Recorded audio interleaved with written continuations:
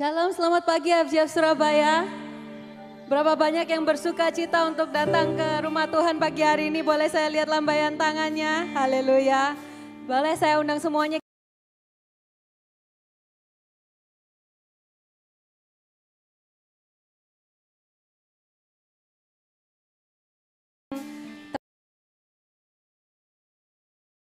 Bahasa Mandarin juga on request.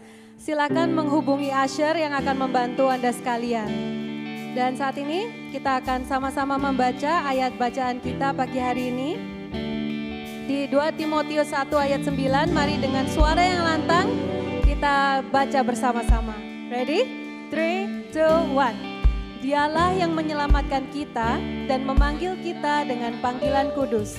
Bukan berdasarkan perbuatan kita, melainkan berdasarkan maksud dan kasih karunia-Nya sendiri yang telah dikaruniakan kepada kita dalam Kristus Yesus sebelum permulaan zaman. Haleluya, mari kita berdoa.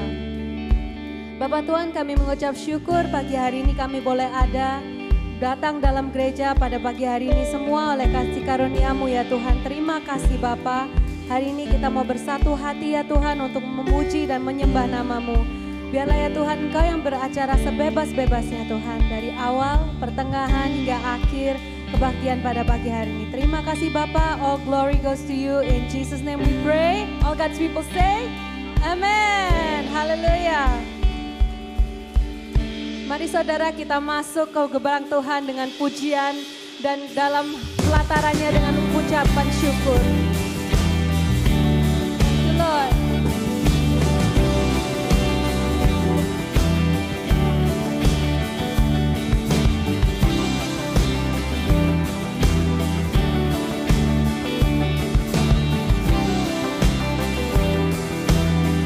Yuk kita sama-sama nyanyikan. You hold the power over all, Almighty King. Heaven and earth sing of your name. Hallelujah. Come on, we sing. Hallelujah. We lift up your name. Name of Jesus. Lifted high, name of Jesus glorified. You are great, be magnified. The name of Jesus, the name of Jesus.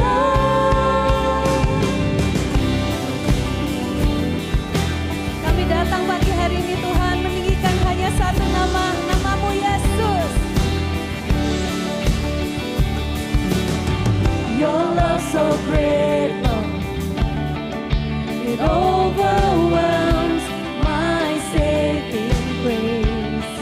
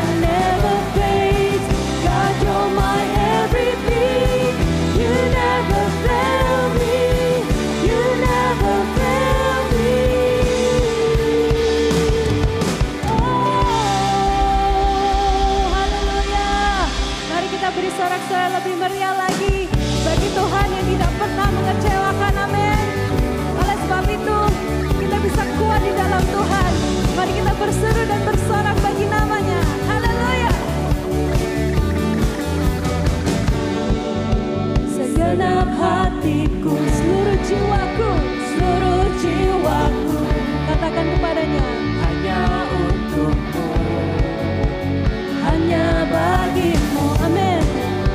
Ku angkat tanganku, bernyanyi bagimu, kota bentengku. Serukan, Kaulah kuatku, aku percaya Kau harapan putus selamanya. are you ready to jump for Jesus? Come on. Ku kan selalu memuji, hatiku kan bersuka.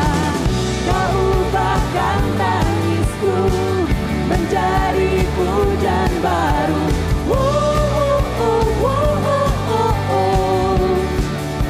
Kaulah kuatku.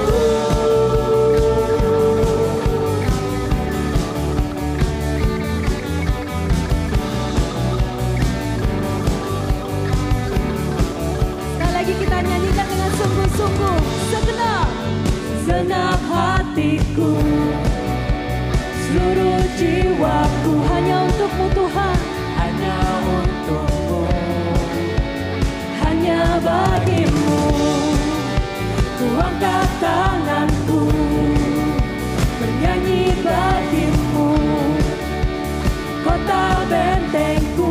Serukan, Kaulah kuatku, aku percaya Kau harapan putus selamanya.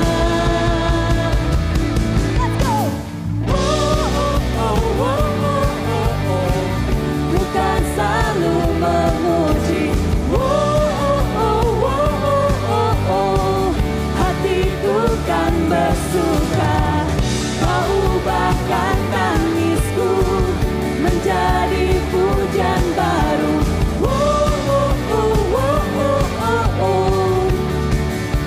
Kaulah kuatku. Mari jemaat yang percaya Tuhan adalah kekuatan kita. Kita tepuk tangan sama-sama. Hey, hey, hey. Let's go.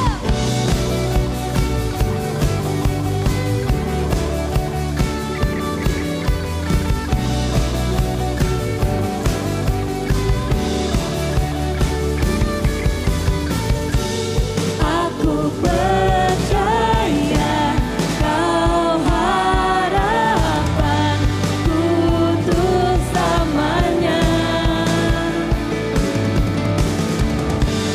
Aku percaya Kau harapan putus selamanya.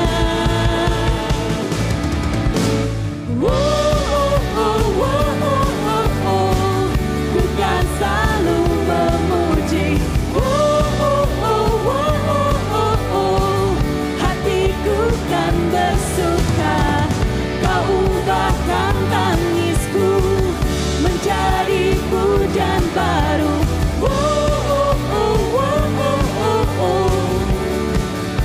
Kaulah kuatku, bukan selalu memuji, hatiku kan bersuka. Kau ubahkan tangisku menjadi pujian baru.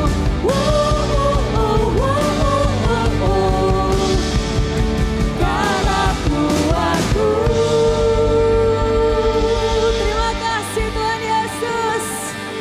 Engkaulah kekuatan kami, perisai kami dalam setiap waktu. Terima kasih Tuhan.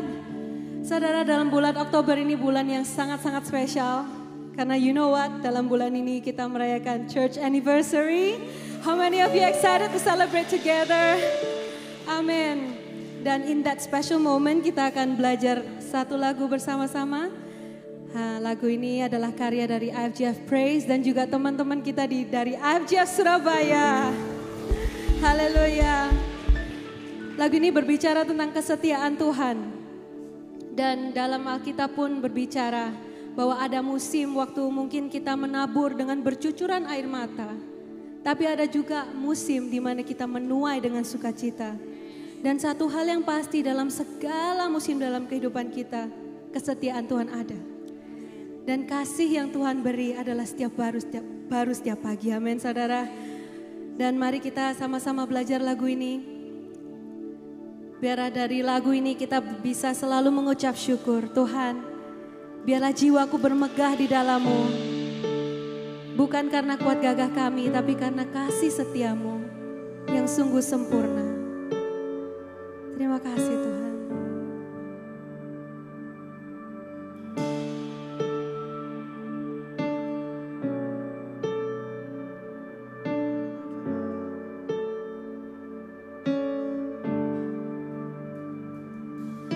Kasih yang Kau beri, kasih yang selalu pasti. Oh, bagaikan mentari yang hangatkan jiwa ini. Oh, tangan-Mu yang bawaku ke air yang tenang, temukan kedamaian yang tak terbelah.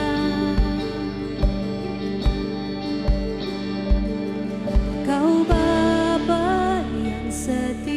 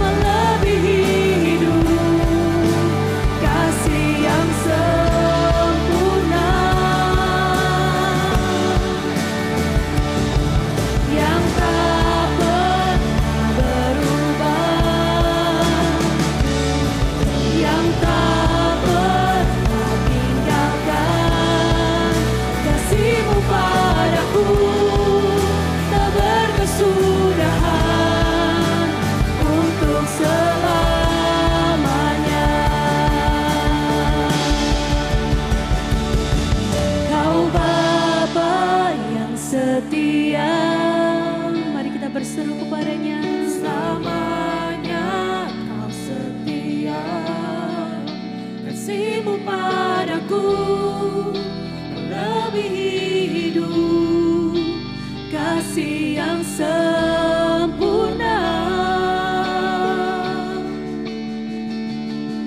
yang tak pernah berubah,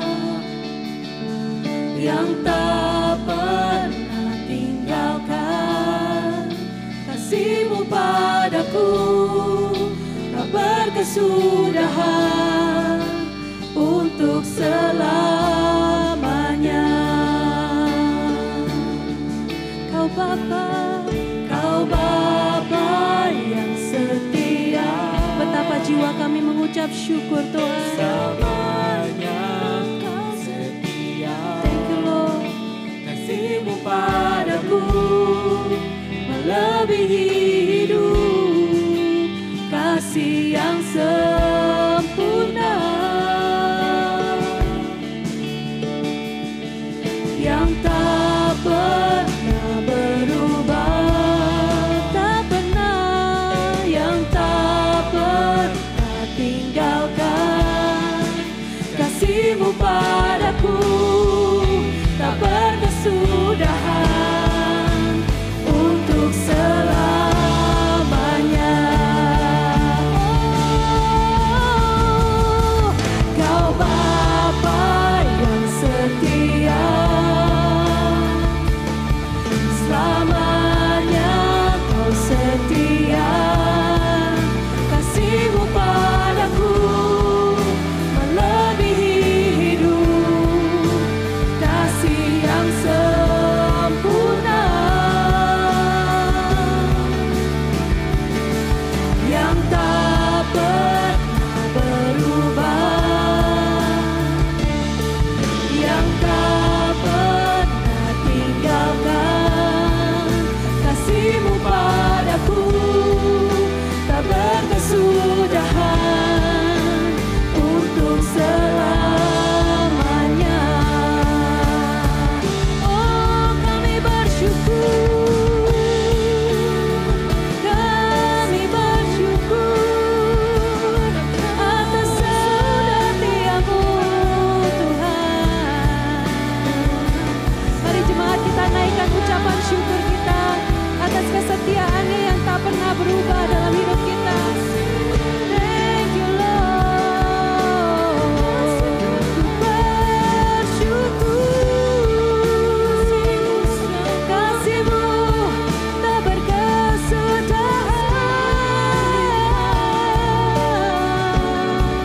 Ku bersyukur Tuhan, ku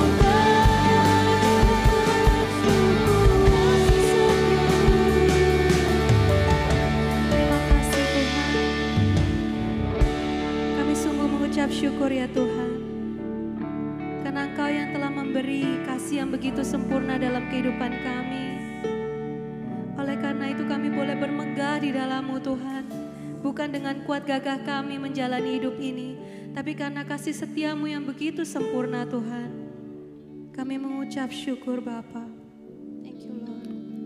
Thank you Lord. Kau Bapa yang Yuk sama-sama angkat tangan kita, katakan dengan hati kita, katakan Kau hanya Kau setia, kasih-Mu padaku melebihi hidup, kasih yang sempurna, Thank you Lord.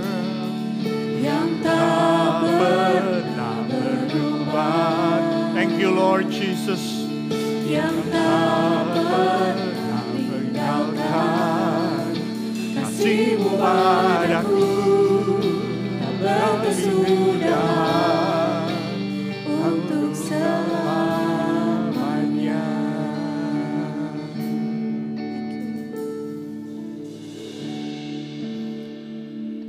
Tuhan, terima kasih Tuhan. Mari ucapkan dengan kata-katamu sendiri, katakan thank you Lord Jesus. Terima kasih untuk kasih-Mu Tuhan yang gak berkesudahan Tuhan. Kalau kami boleh ada sebagaimana kami ada Tuhan hari ini Tuhan. Ini karena kasih-Mu Tuhan di dalam kehidupan kami Tuhan. Firman-Mu Tuhan yang mengatakan Tuhan Yesus, Kasih-Mu yang setia Tuhan sudah memanggil kami Tuhan, sudah menyelamatkan kami Tuhan, memanggil kami dengan panggilan kudus Tuhan. Bukan karena perbuatan kami Tuhan, tapi karena kasih-Mu yang setia Tuhan. Karena Tuhan kasih karunia-Mu Tuhan yang sudah menyelamatkan. Karena Engkau punya rencana Tuhan dalam kehidupan kami Tuhan. Karena Engkau punya purpose Tuhan. Dan kami mau Tuhan Yesus hidup dalam rencana-Mu Tuhan. Thank you Lord Jesus. Kami ucap syukur Tuhan untuk orang-orang Tuhan yang ada Tuhan, yang membantu kami Tuhan untuk mengenal kasih-Mu Tuhan, yang membantu kami Tuhan untuk kami mengalami perjumpaan pribadi dengan Engkau Tuhan. Lord, I pray Lord Jesus saat ini Tuhan, gak satu pun kami Tuhan boleh memegahkan diri kami Tuhan. Jesus, thank you Lord, thank you Jesus, thank you Lord Jesus.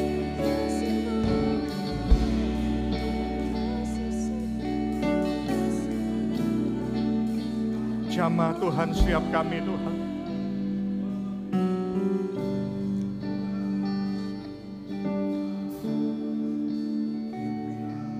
Thank you Lord.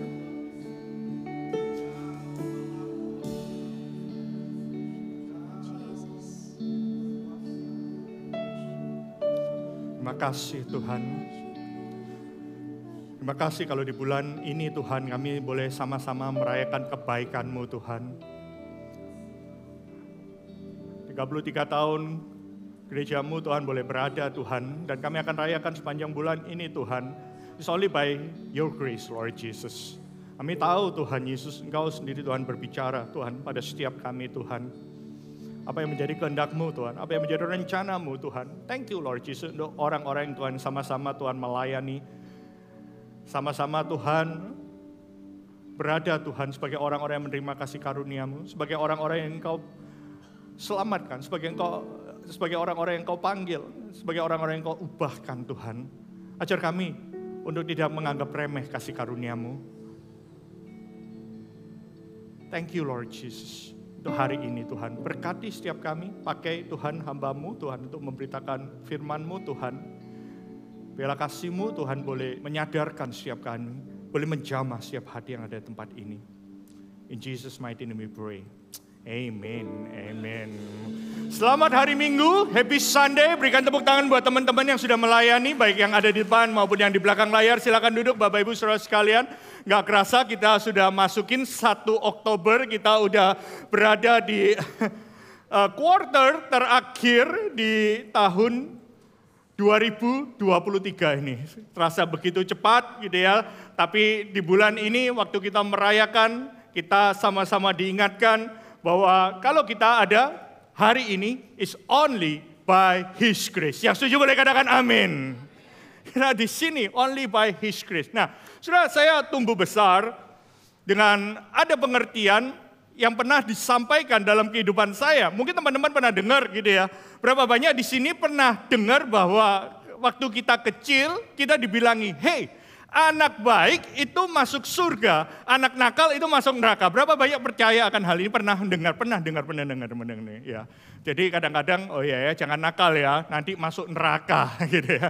Kalau baik nanti masuk surga, seolah-olah gak ada bedanya dengan orang-orang di dunia ini yang percaya akan namanya timbangan. Nah, saudara, mungkin ada sedikit kebenaran karena saya percaya kalau kita mencari mungkin pasangan hidup, calon mantu, calon besan, kita juga carinya orang baik juga. Karena kita penting di dalam dunia ini ada buah-buah dari pertobatan kita. Buah-buah pertobatan kita, bahkan karunia Roh Kudus itu boleh ada di dalam kehidupan kita. Namun masalahnya kalau Anda mungkin berpikir gitu ya, seperti saya, kita itu sempat berpikir bahwa ada kalanya kita menjadi self-righteous, especially kalau kita berhasil menjadi anak baik. Tiap kali dapat reward gitu ya. Tiap kali kalau Senin saya itu guru di sekolah itu ngelihat kukunya itu bersih atau enggak. Kalau ingat gunting kuku enggak diceples gitu tangannya gitu ya. Tapi kalau kukunya wah rasanya hebat gitu ya. Dapat reward. Setiap kali buat baik dapat reward. Masalahnya itu terjadi di dalam dunia ini. Namun saya mau katakan bahwa ketika kita memiliki self-righteous, kita punya tujuan bahwa perbuatan baik itu menjadi tujuan. Namun, on the other hand, ketika kita gagal dalam menjalankan apa yang menjadi kebaikan, kita gagal untuk berbuat baik, tanpa sadar kita merasa kita hidupnya nggak layak, kita menjauh dari kasih karunia Tuhan. Yang paling parah adalah kalau kita percaya bahwa kita bisa ada, kita bisa masuk dalam kerajaan surga, kita bisa masuk kekekalan nanti, setengahnya perbuatan baik kita, setengahnya karena kasih karunia. Dan saya hari ini kita mau bicara bahwa sama seperti kehidupan kita sama-sama percaya bahwa kita hidup di sini, kita boleh ada sampai saat ini, only by His grace. Katakan sama-sama only by His grace. 1, 2, 3, only by His grace. Kadang-kadang kita sempat berpikir dalam pekerjaan, kalau kita rajin, kita nggak menipu orang, kita nggak pernah berpikiran jahat, kita selalu cengli sama orang lain, kita nggak butuh kasih karunia. Semuanya itu sebab akibat. Atau dalam hubungan kita dengan bangga sebagai seorang suami, saya nggak pernah cheating, saya nggak pernah berbohong sama istri nggak pernah berbohong sama suami. Saya selalu setia dan kita kadang aku nggak butuh kasih karunia. Bahkan aku mungkin nggak perlu datang ke seminar-seminar pernikahan dan lain sebagainya karena saya sudah menjalankan hidupku baik-baik saja. Sebagai orang tua, kita mendidik anak dengan cara yang hebat. Kita sudah belajar semua buku. Kita belajar sebagai anak, kita taat pada orang tua. Kita menghormati. Saya nggak butuh lagi kasih karunia. Saya bisa hidup karena itu sebab akibat. Aku baik, aku akan dapat reward. Bahkan sebagai orang Kristen, tanpa sadar kita punya self-righteous sendiri. Datang ke gereja, ikut kelas, ikut I-Care, ikut I Grow Deeper, pelayanan, dijadwal terus karena yang lain gak bisa. Gua selalu ada, apa yang kita capai adalah hasil perbuatan baik kita. Saya layak untuk menerima, I deserve it. Sehingga aku gak butuh kasih karunia Tuhan. On the other hand, kalau kita gagal melakukan itu, kita seringkali hidup penuh dengan rasa bersalah, takut, malu, minder, bahkan kita nggak berani ketemu orang, kita menjauh dari komunitas, kita nggak berani lagi datang ke gereja, kita nggak berani lagi datang kepada Tuhan, bahkan kita selalu diliputi oleh rasa bersalah. Saya mau katakan hari ini, all of us needs God's grace. Karena itu hari ini kita bisa melakukannya, kita bisa tahu apa yang Tuhan katakan dalam kehidupan kita, itu karena kasih karunia. Karena arti kata dosa sebenarnya adalah meleset dari sasaran. Hari Senin lalu di I Grow Deeper kita diingatkan, seringkali kita hanya fokus. Waktu kita jangan membunuh, jangan berzina. Oh ya, aku sudah melakukan itu. Sama seperti anak muda yang bertemu dengan Tuhan Yesus. Dikatakan, gimana aku bisa dapat kerajaan surga? Jangan membunuh, jangan berzina, jangan mencuri.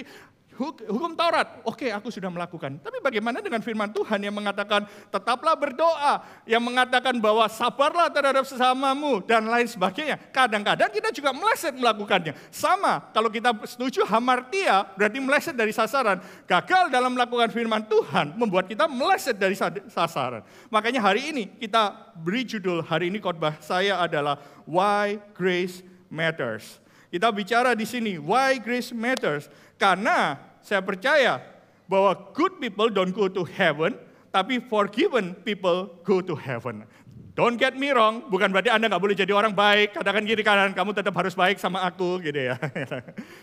Tapi kalau orang itu self-righteous, berpikir bahwa perbuatan baik itu bisa membawa dia ke surga, itu yang membuat kita hidup dalam self-righteous. Karena saya percaya bahwa forgiven people, Alkitab mengatakan hanya mereka yang mengalami kasih karunia Tuhan. Semua kita diciptakan oleh kasih karunia, tapi kita mengalami fall, kita mengalami kejatuhan, sehingga kita redeemed by God's grace. Dan saat ini ketika kita sudah ada, kita sebagai umat tebusan, ketika Tuhan ingin merestorasikan kehidupan kita, kita mengalami restorasi karena kasih karunia Tuhan. So, mari kita lihat apa arti grace ini. Apa arti kata kasih karunia ini? Nah, grace means terjemahnya itu adalah God's unmerited favor. Kasih karunia yang diberikan walaupun kita tidak layak menerimanya. Artinya adalah Tuhan yang menunjukkan inisiatif Allah sendiri untuk bisa extend His love, forgiveness, and blessings kepada setiap kita manusia, bukan karena kita hebat atau kita mampu mendapatkannya, bukan karena perbuatan kita, tapi karena His love and mercy dalam kehidupan kita. So it's freely given by God. Dalam bahasa Indonesianya dikatakan bahwa Allah mengulurkan. Jadi di sini katakan bahwa Allah mengulurkan kasih-Nya. Tuhan yang setia yang mengulurkan sehingga kita bisa hidup dalam kasih karunia. Dan di sini kita bisa melihat bahwa Tuhan memberikan pengampunan, berkat, bukan karena kita pantas. Bukan karena kita pantas atau mengusahakannya melalui tindakan kita, tapi karena kasih karunia, belas kasihan, dan ini semua adalah anugerah Tuhan di dalam kehidupan kita. So grace is not earned, it is offered. Nah, grace ini diberikan, kasih karunia ini kepada kita. It's really given to us. Itu ditawarkan kepada kita, itu diberikan kepada kita. Nah, hari ini kita mau belajar bagaimana ketika Yesus menunjukkan kasih karunia. Kita sudah belajar banyak mengenai bahwa kita diselamatkan oleh kasih karunia. Nah, saya personally lagi membaca kitab Matius, Markus, Lukas, Yohanes, baru selesai kitab Matius, baru masuk kitab Markus. Jadi saya personally selama 2 bulan ke depan nanti saya masih menyelesaikan baca lagi. Dan di sini saya belajar. Saya katakan pada teman-teman kalau kita mau belajar baca Alkitab secara rutin, yuk mulai. Kalau Anda nggak punya Bible plan, paling nggak kalau mau baca urut Matius, Markus, Lukas, Yohanes. Sebenarnya Kejadian, Keluaran, Imamat, Bilangan, Ulangan juga boleh, tapi saya takut Anda stuck di kitab Imamat gitu ya, saudara. Makanya saya ngajarkan, yuk kita baca Injil aja, kita belajar dulu yang merah-merah itu perkataan Yesus. Nah, di sini saya mau menunjukkan bagaimana Tuhan Yesus itu melihat Matius sebagai penulis kitab Matius. Nanti saya lihat dari sudut pandang Lukas, karena Lukas yang menuliskan. Karena kalau Matius yang menuliskan Injil, dia menuliskannya lebih singkat, tapi lebih detail sedikit ada di Lukas. Nah, bagaimana Tuhan itu menunjukkan kasih karunia-Nya. Kalau kita berbicara people is our mission, itu berbicara mengenai kita mengenal hati Tuhan. Hati Tuhan Yesus itu kepada manusia, terutama orang berdosa. Karena unik, Matius ini adalah seorang pemungut cukai. Makanya kita mau di sini, kita mau belajar bagaimana sudut pandang kasih karunia dari Tuhan Yesus itu. Kita percaya bahwa kasih karunia yang menyelamatkan kita. Tapi di sini poin pertama yang saya mau bawakan adalah God's grace calls you. Dia nggak cuma menyelamatkan, tapi kasih karunia Tuhan itu yang memanggil kehidupan kita. Tuhan yang mengulurkan kasih-Nya kepada kita. Yuk kita baca dari Lukas pasal 5 ayat 27. Oh, saya akan bacakan aja, satu ayat aja. Di sini katakan bahwa kemudian ketika Yesus pergi keluar. Nah, dia keluar, ini dia baru berada di Kapernaum. Dia baru menyembuhkan orang lumpuh. Dan kata-kata yang dikeluarkan pada Tuhan Yesus itu adalah, Tuhan sudah mengampuni segala dosamu. Nah, masalahnya adalah Matius tidak ada di dalam ruangan tersebut. Jadi waktu Yesus ada di dalam ruangan itu, Matius itu masih di luar. Nah, Matius disebutkan namanya Lewi. Dia adalah seorang pemungut cukai. Dia sibuk di meja tempat pembayaran pajak gitu ya. Jadi pemungut cukai di rumah cukai dan Yesus berkata kepadanya, "Ikutlah aku." Nah, garis bawahi kata melihat karena saya ingin kita mengajak sebenarnya bagaimana cara pandang Tuhan Yesus itu dibanding dengan cara pandang orang-orang. Karena di Alkitab kalau Anda perhatikan dikategorikan semua kita orang berdosa.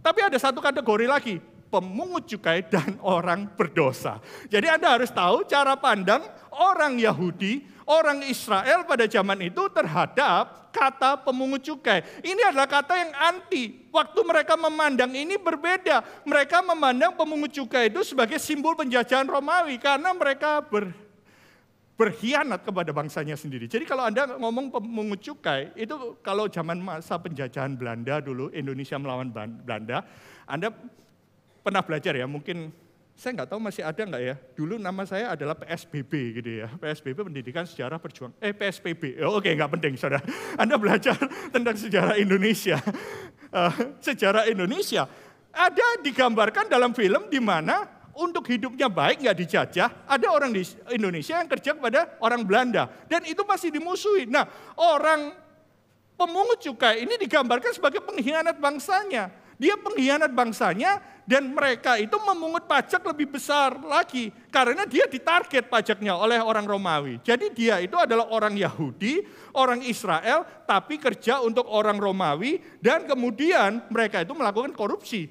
Nah, masalahnya adalah orang Yahudi melihat pemungut cukai ini sebagai sampah masyarakat. Dia diisolasi. Dia nggak layak. Orang yang paling terakhir yang layak menerima kasih karunia itu sebenarnya pemungut cukai. Orang berdosa masih oke, gitu ya. Tapi pemungut cukai ini adalah jauh lebih berat karena orang berdosa mungkin nggak merugikan siapa-siapa, tapi pemungut cukai ini berkhianat pada bangsanya sendiri. Jadi Anda bisa bayangkan bagaimana ketika mereka memandang dan ketika Tuhan Yesus mengatakan ikutlah aku. Perkataan yang sama yang diberikan kepada murid-murid lainnya. Jadi kalau Anda melihat slide berikutnya, Yesus melihat mereka itu dengan kata theomai di sini. Anda bisa melihat dan di beberapa foto, ya saya nggak jago nyari foto gitu ya. Tapi Anda bisa melihat, Anda perlu tahu bahwa Yesus nggak sendirian. Yang ikut di dalam rumah Kapernaum itu waktu Yesus menyembuhkan orang lumpuh itu, masih ada Petrus, ada Yakobus, Yohanes. Jadi Anda bisa bayangkan orang-orang ini, murid-murid ini yang notabene mereka itu anak orang baik-baik, sampai mamanya Yohanes dan Yakobus saja sampai merasa layak bahwa anak-anaknya itu duduk di sebelah kanan dan sebelah kiri Yesus. Karena dia merasa layak, dia orang-orang baik. Jadi Anda bisa bayangkan semua orang memandang dengan sinis ketika Yesus berkata kepada Matius, sang pemungut cukai ini, seorang yang berkhianat bagi bangsanya sendiri. Sedangkan mereka semua mengatakan, kok bisa dia dipanggil untuk menjadi murid? Tapi kata yang dipakai di sini, salah satu kata untuk to see itu adalah theomai.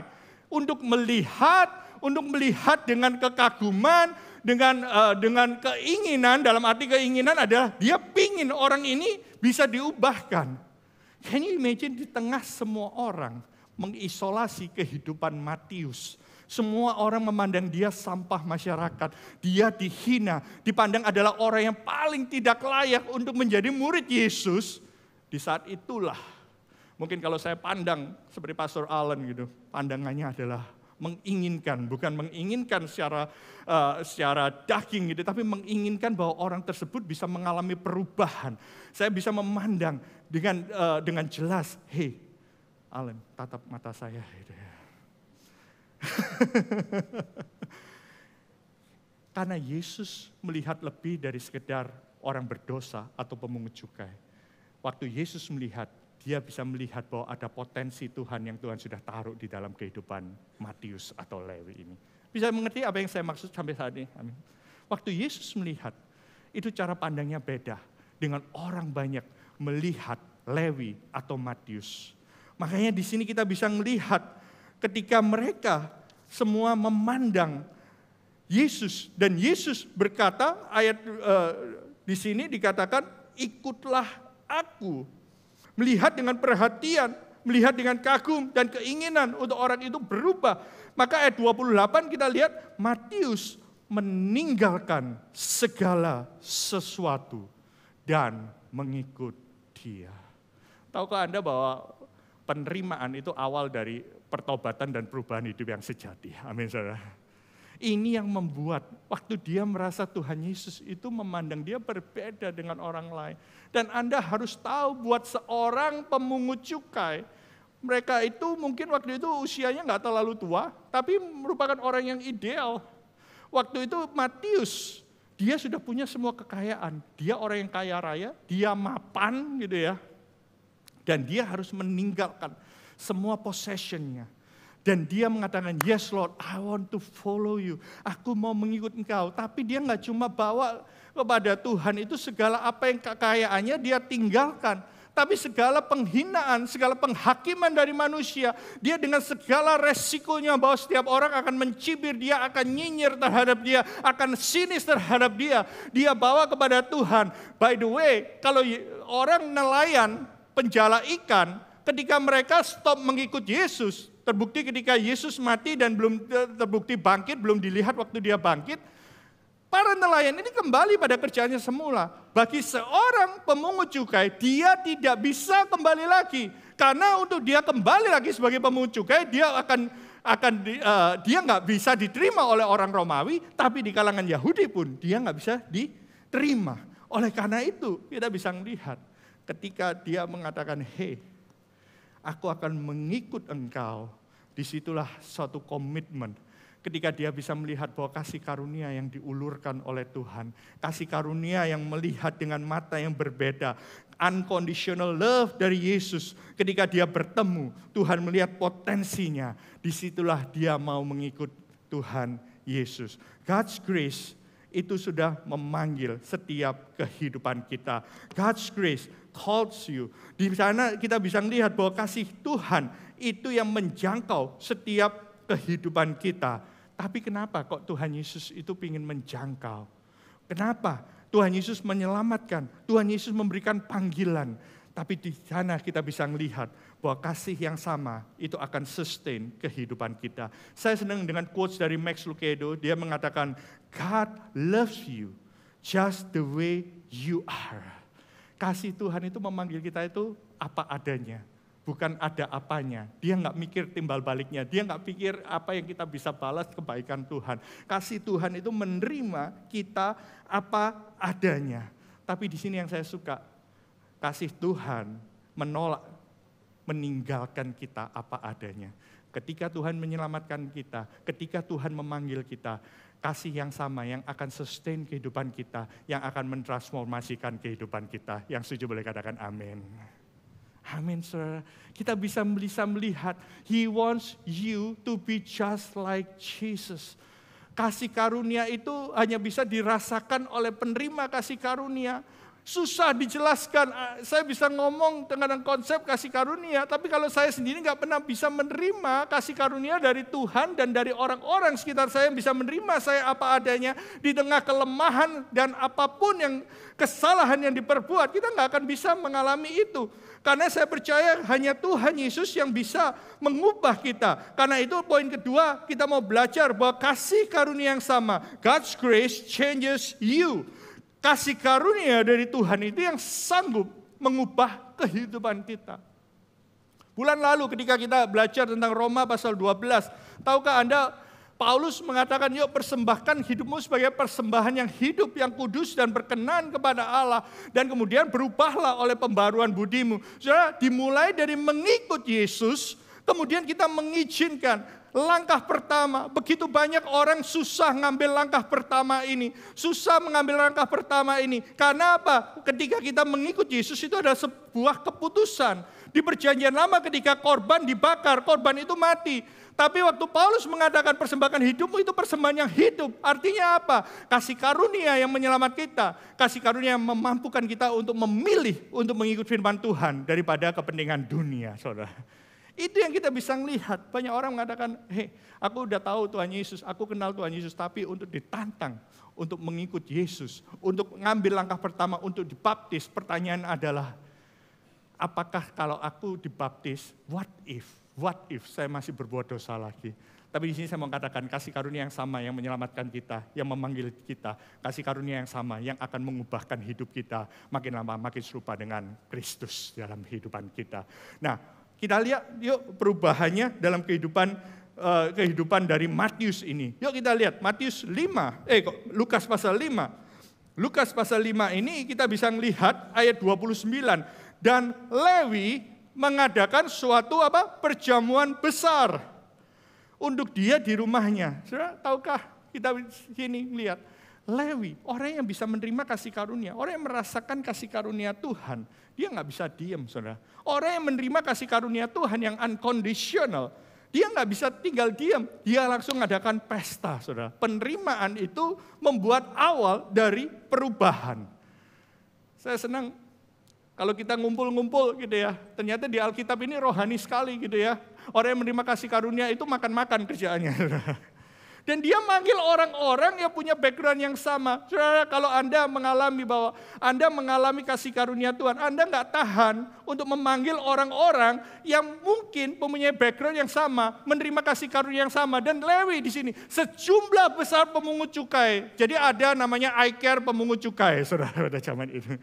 Dia mengatakan pertemuan pertama nih, belum jadi icon nih. Aku mau ngumpulin nih, supaya mereka mendengar bahwa ada satu nama, ada satu pribadi yang namanya Tuhan Yesus pada waktu itu. Melihat aku berbeda dengan cara dunia memandang kehidupanku. Orang-orang Yahudi sekitarku memandang aku dengan sinis, dengan nyinyir. Tapi ada satu pribadi yang memandang aku, melihat, menatap dengan penuh belas kasihan dan melihat potensi dalam kehidupanku. Dan aku mau kamu semua para pemungut cukai yang lainnya, yuk sama makan bersama-sama dengan aku, karena aku akan kenalkan kamu kepada satu pribadi yang namanya Yesus. Banyak orang menunggu orang berubah baru diterima, tapi di sini Lewi mengalami diterima dulu oleh Tuhan Yesus dan dia berubah dan hidupnya pertobatannya itu progresif. Dia mengajak orang-orang yang punya background yang sama dengan dia.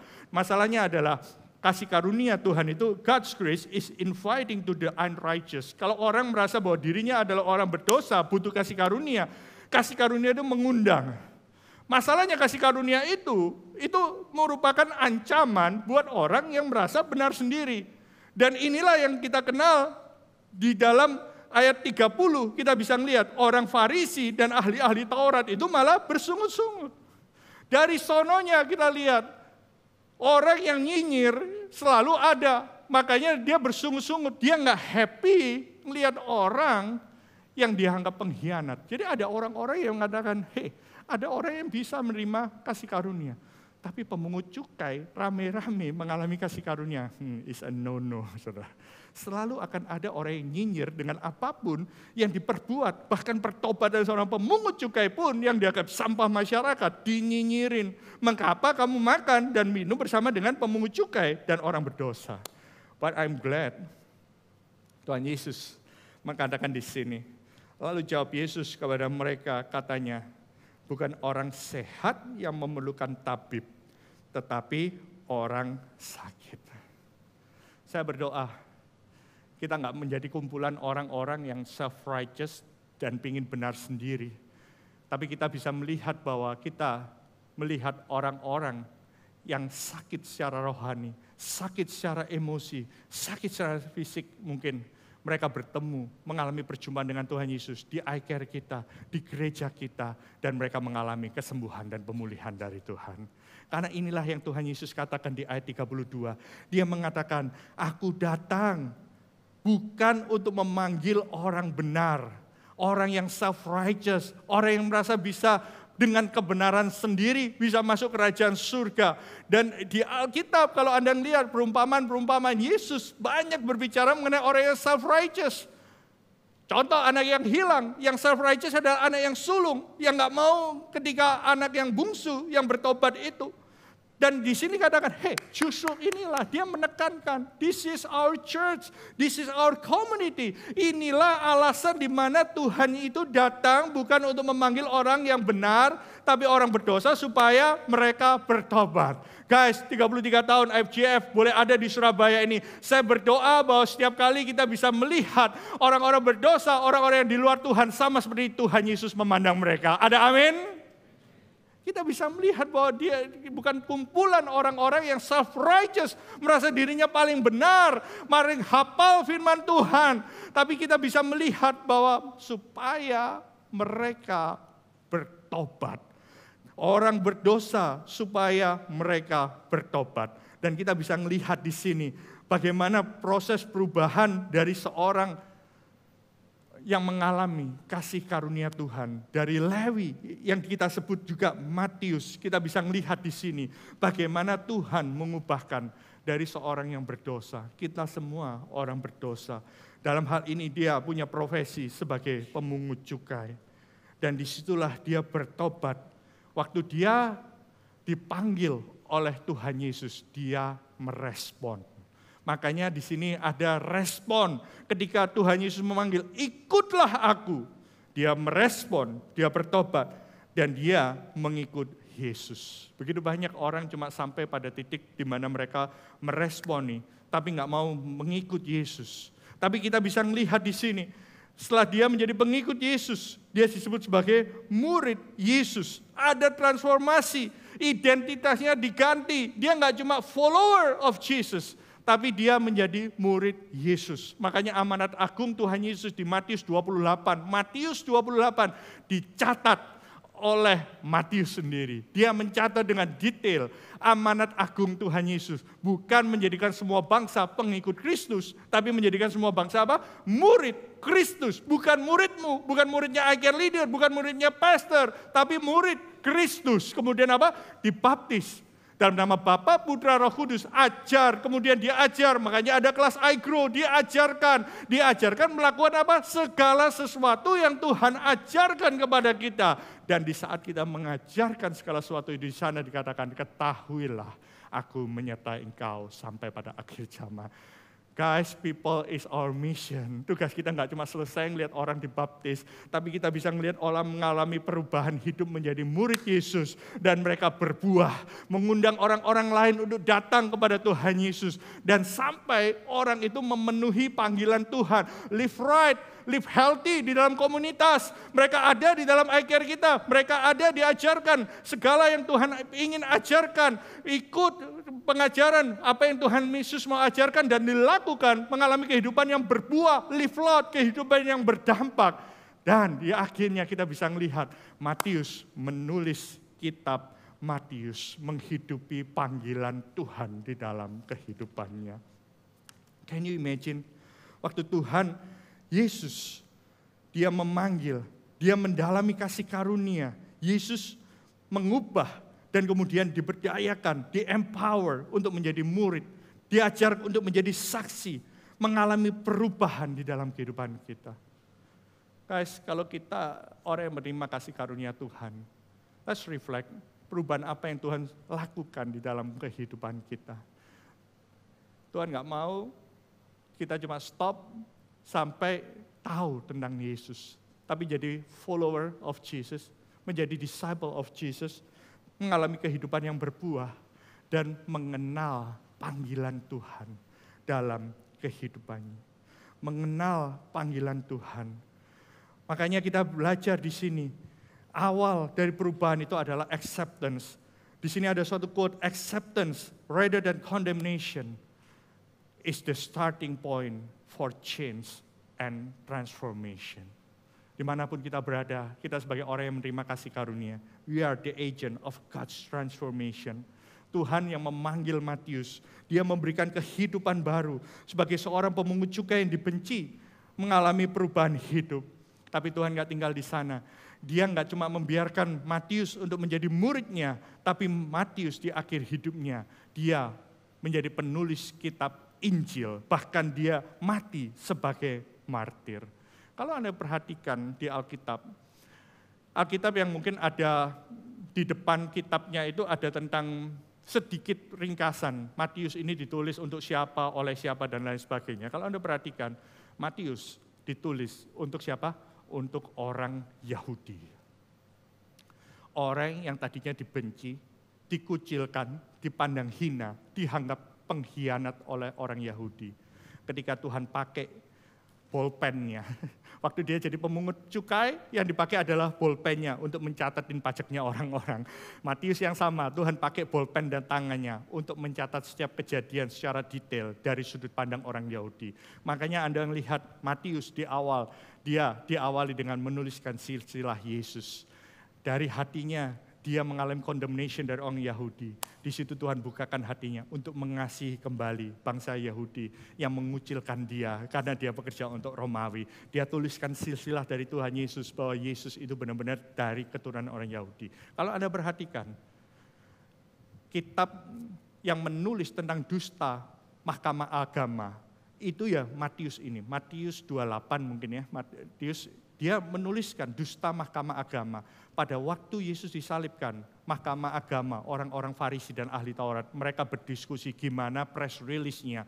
Mereka bawa mayat Yesus itu dicuri dan lain sebagainya. Dan dusta itu bertahan sampai hari ini, saudara. Bahwa Yesus itu nggak bangkit dari kubur dan lain sebagainya. Begitu detailnya Matius menuliskan kepada orang Yahudi. Tidak lain tidak bukan, karena Tuhan pakai dia dari orang yang dibenci orang Yahudi untuk mengenapi rencana Tuhan di dalam kehidupan kita. Masing-masing kita adalah God's works in progress. Sebagian besar kita sudah menerima kasih karunia Tuhan, tapi jangan lupa Tuhan yang memanggil kita, Tuhan yang akan sustain kita, mengubah kehidupan kita dengan memberikan panggilan yang kita hidupi masing-masing. Karena Jesus calls you, and Jesus yang sama will change you. Dia akan memastikan setiap kita boleh masuk dalam rencana dan panggilan Tuhan. Saya udah memain musik untuk sama-sama ke depan. Saudara, saya mau tunjukkan ini picture yang paling updated ya, gitu ya keluarga saya. Anak-anak saya udah tumbuh dewasa dan kalau Anda tahu mulai pertengahan bulan lalu saya officially masuki season baru dalam parenting, yaitu sebagai empty nesters gitu ya. Anak-anak udah keluar dari rumah, sepi banget gitu ya. Jadi kalau kalian ingat saya gitu ya bolehlah gitu ya, mampir-mampir. Lagi sepi banget. Nah, ini season yang baru menurut saya dan teman-teman saya juga akan mengalami tahun ini, tahun depan ya paling enggak gitu ya. Karena anak saya 2 dan ketika mereka udah sekolah dan mereka meninggalkan, konon katanya inilah sebagai pasangan suami istri kita akan diuji. Apakah kita masih mengenal istri kita, suami kita gitu ya. Karena biasanya sepanjang ketika anak sudah lahir sampai anak itu sekolah lagi, yang dipikirkan anak gitu ya. Suami telepon istri, anak udah makan, anak udah sekolah gitu ya, udah disediain. Istrinya bingung, kok gue gak ditanyain gitu ya.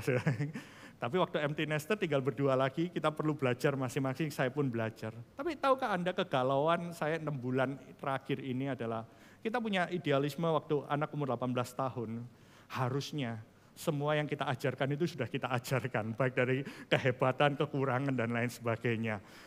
Dan ayat firman Tuhan Mazmur 127 ayat 5 itu mengatakan bahwa anak itu seperti anak panah di tangan seorang pahlawan.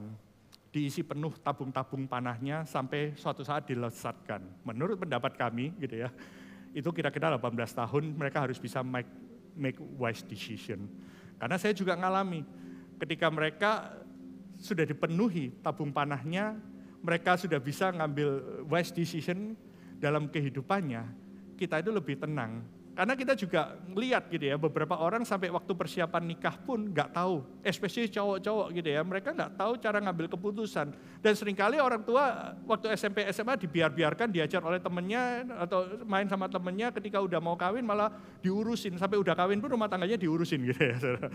Nah, disitulah saya 6 bulan ini cukup berpikir keras, bertanya Tuhan, sebenarnya aku udah cukup gak sih ngisi tabung panahnya itu?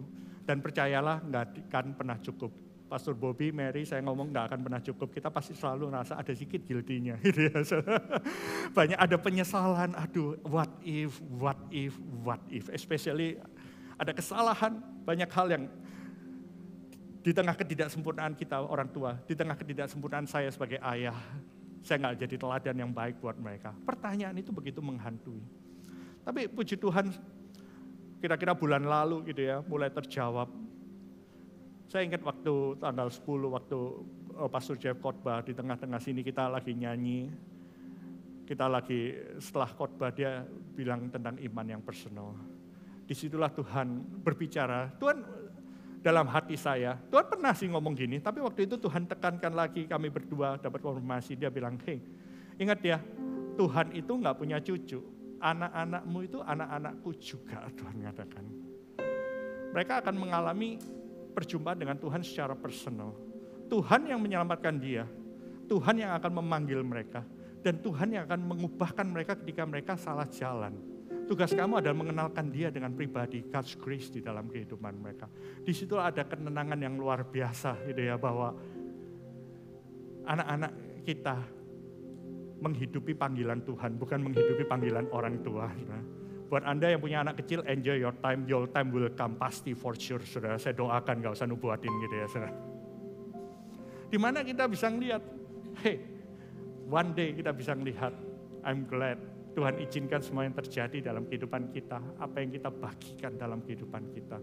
Karena kalau kita mengenal kasih karunia ini, kita ingat kasih karunia menyelamatkan kita, kasih karunia menyelamatkan orang-orang sekitar kita, kasih karunia menyelamatkan anak-anak kita. Itu kasih karunia yang memanggil mereka, dan kasih karunia yang mengubahkan mereka ketika mereka salah langkah, mereka berbuat kesalahan, mereka off track sedikit dalam kehidupan mereka. Kasih karunia ini yang akan terus memanggil, karena kita ada bukan karena kesetiaan kita, tapi karena Allah setia di dalam kehidupan kita. Church, 33 tahun IFJF Surabaya ini boleh ada. 20 tahun saya punya kesempatan untuk melayani, sampai saat ini saya bisa melayani. It's only by His grace. Saya mau cerita dari kehidupan kita. Bukan cerita tentang hebatnya gedung ini, bukan cerita tentang hebatnya sound system, betapa perfectnya kita ingin mengatur setiap apapun yang kita layani dengan baik. But the story yang kita mau dengar ada story tentang kasih karunia Tuhan yang menyelamatkan kita. Amin.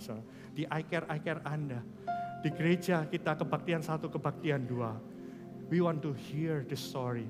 Bagaimana kita mengalami perjumpaan pribadi dengan Tuhan. Bagaimana kasih karunia Tuhan itu memanggil. We want to see, we are looking forward melihat setiap orang dari tempat ini. Mereka boleh bertumbuh, mengenal kasih Tuhan. Mengalami penerimaan apa adanya. Mereka bertumbuh, mereka melayani Tuhan. Menghidupi panggilan Tuhan. Dimulai dari mereka menerima kasih karunia Tuhan di tempat ini. Karena saya percaya, setiap kita di tempat ini, gak ada satupun yang gak pernah merasakan kasih karunia Tuhan. Let it be the story. Orang-orang yang bertobat mengalami kasih karunia Tuhan. Karena gak ada dari kita yang sempurna. It's only by God's grace. The story di mana Tuhan Yesus itu memanggil kita. Memanggil kita. Hari ini kalau ada kita yang jauh dari Tuhan. Yuk, let's come to God's grace.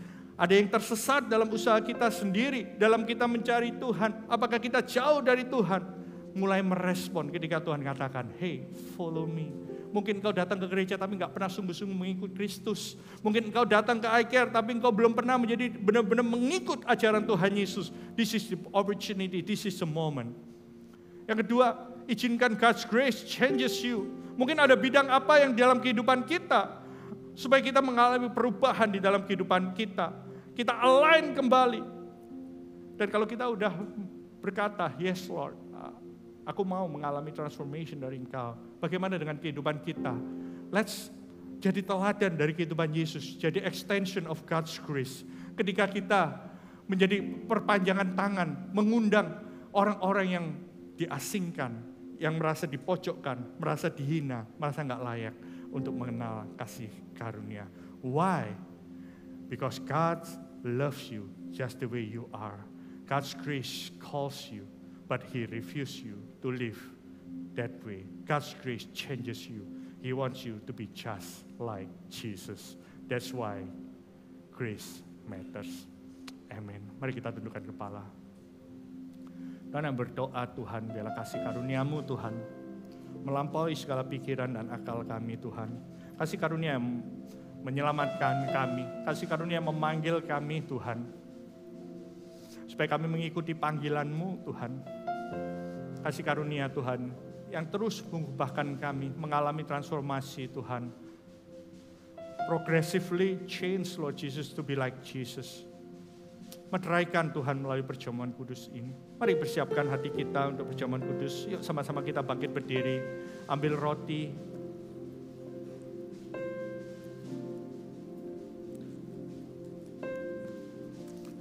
Perjamuan kudus merupakan sesuatu yang diperintahkan Tuhan Yesus untuk mengingat pengorbanannya 2000 tahun yang lalu.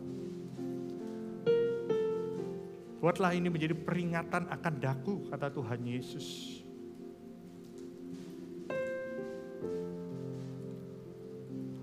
Malam pada waktu Yesus diserahkan, dia mengambil roti dan memecah-mecahkannya dan berkata, inilah tubuh Kristus yang dipecah-pecahkan bagi pengampunan dosa.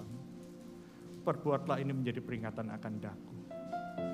Ini adalah roti biasa, tapi dalamnya kita taruh iman. Ini adalah persekutuan kita dengan tubuh Kristus. Mari kita makan di dalam nama Yesus.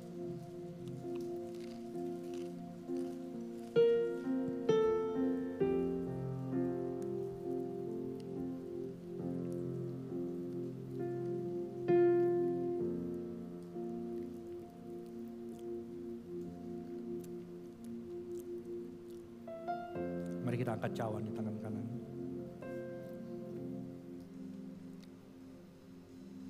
Kemudian Tuhan Yesus mengambil cawan dan berkata, inilah cawan anggur perjanjian yang telah dicurahkan bagi pengampunan dosamu. Perbuatan ini menjadi peringatan akan daku. Sebab setiap kali engkau makan roti dan minum cawan, engkau memberitakan kematianku. Inilah cawan anggur biasa, tapi dalamnya kita menaruh iman. Ini adalah persekutuan kita dengan darah Yesus. Mari kita minum di dalam nama Tuhan. Thank you Lord. Mari ambil waktu untuk saat teduh. Biarlah lagu ini boleh jadi doa kita. Bukan kebaikanku, bukan perbuatanku, tapi kasih karunia-Mu yang selamatkan aku. Bukan kebenaranku, bukan kekuatanku, tapi kasih karunia-Mu di dalam hidupku. Bukan kebaikanku, bukan perbuatanku, tapi kasih karunia-Mu yang selamatkan aku. Bukan kebenaranku, bukan kekuatanku, tapi kasih karunia-Mu di dalam hidupku. Bukan kebaikanku, bukan perbuatanku, tapi kasih karunia-Mu yang selamatkan aku. Bukan kebenaranku, bukan kekuatanku, tapi kasih karunia-Mu di dalam hidupku. Kau baik,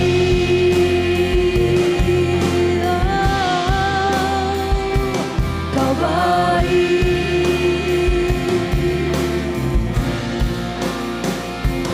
Kau baik,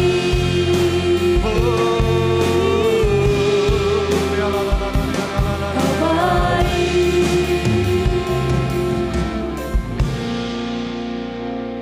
Hari ini saya mau siap kita boleh meresponi firman Tuhan. Kasih karunia memanggil engkau. God's grace is calling you right now. Kasih karunia yang sama ini memanggil engkau. I just feel banyak di antara kita yang engkau tahu tentang kasih karunia Tuhan. Engkau tahu tentang Tuhan Yesus. Tapi engkau belum pernah mengambil keputusan untuk mengikut Yesus. Entah engkau nggak pernah mengambil keputusan untuk menerima Dia sebagai Tuhan dan Juru Selamat. Atau mungkin engkau sudah mau ngambil dalam hati, tapi engkau belum mengambil keputusan untuk Anda mau dibaptis untuk declaration of your faith. I'm here bukan untuk condemn Anda. I want to encourage you.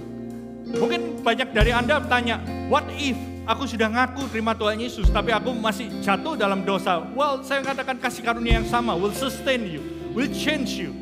Kalau ada hari ini,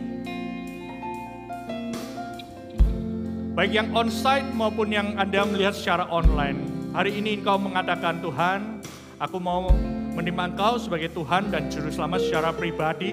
Aku mau menjadi pengikut-Mu, lepas dari segala condemnation, segala rasa bersalah, segala kesalahan yang aku pernah perbuat. Atau mungkin beberapa dari Anda mengatakan, aku gak butuh kasih karunia, aku memang udah baik, aku gak pernah berbuat jahat. Hey, you need God's grace hari ini. Kalau itu Anda, dengan segala kerendahan hati, semua mata ditutup, yuk taruh tanganmu di dada. Khususnya saya ingin berdoa buat Anda yang mau menerima keselamatan di dalam Tuhan Yesus. Taruh tanganmu di dada dan kita akan, untuk kepentingan teman-teman ini, dimanapun Anda berada, yuk sama-sama kita berdoa hari ini. Taruh tanganmu di dada dalam hitungan 3. 1, 2, 3. Yuk sama-sama ikuti doa saya. Tuhan Yesus, terima kasih untuk firman-Mu tentang kasih karunia, your unmerited favor, kasih karunia yang menyelamatkan kehidupanku. Aku akui, aku orang berdosa, aku meninggalkan Engkau. Hari ini, aku datang kepadamu, ampuni aku, ampuni dosa-dosaku. Hari ini aku menerima Engkau, Tuhan Yesus, sebagai Tuhan dan Juru Selamat secara pribadi. Salib Kristus di depan, dunia di belakang. Dan aku mau mengikut Engkau seumur hidupku. Terima kasih Tuhan, terima kasih. Kalau Engkau mengambil keputusan hari ini, the first thing you can do, tell your faith kepada orang lain. Katakan mungkin pada iCare atau katakanlah kepada teman-teman di Connect booth di bawah nanti lantai 1. Minta dibimbing. Kalau Anda mau mengambil keputusan untuk baptis, tanya next baptisan kapan. Dan saya percaya Ketika engkau mengambil langkah iman yang pertama, Tuhan akan mengubahkan kehidupanmu. Langkah demi langkah, Tuhan akan membuat setiap dari kita untuk menggenapi setiap rencana Tuhan. Thank you Lord Jesus. In Jesus mighty name. Semua yang percaya katakan, amin. Yuk berikan tepuk tangan bagi nama Tuhan. Silakan duduk Bapak Ibu Saudara sekalian. Let's see this.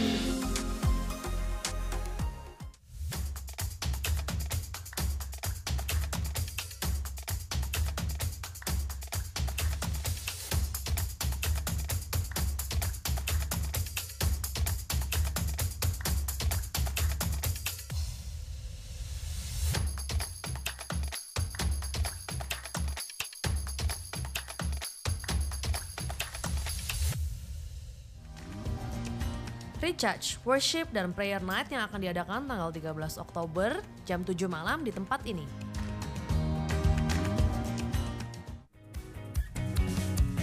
Generasi Peduli mengadakan campaign 2024 1000 anak sekolah. Mari menjadi bagian untuk masa depan mereka.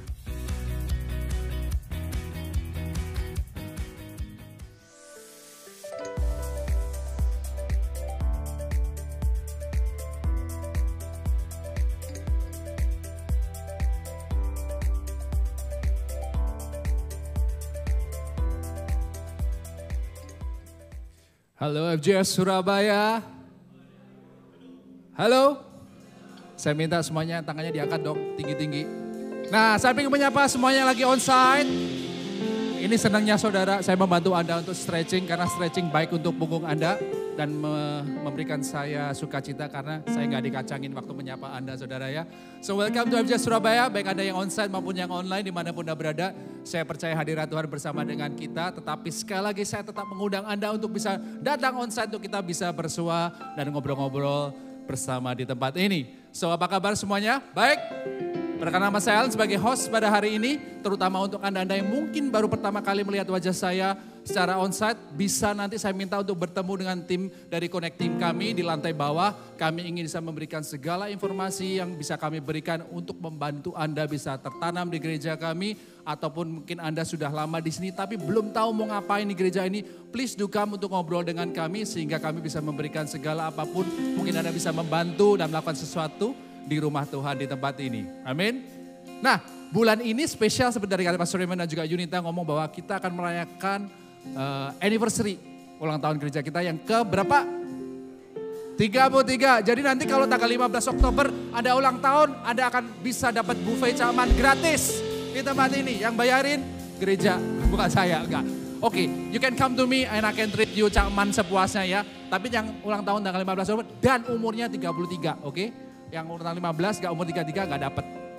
So untuk memeriahkan acara juga Anda bisa cek di IG story FJS Surabaya. Di situ ada template di mana kita bisa nulis bareng-bareng. Apa arti FJS Surabaya di kehidupan Anda.